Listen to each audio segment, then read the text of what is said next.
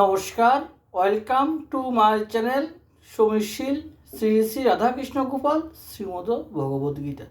আজকে আমি শ্রীমদ ভগবদ্গীতার ষষ্ঠ অধ্যায়ের অভ্যাস যুগের ২৭তম অনুবাদ পাঠ করব।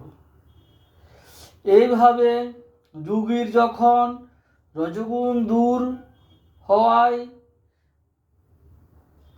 মন শান্ত হয়, তখন তিনি জীবনমুক্ত হন, আর যুগে যে পরম সুখ পাওয়া যায় তাহা তাহার কাছে আপনা আপনি আসে।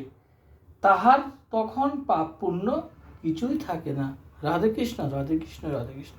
শ্রী শ্রী শ্রীমদ ভগবত গীতা কি জয়। শ্রী শ্রী রাধাকৃষ্ণ গোপাল শ্রীমদ ভগবত গীতা কি জয়।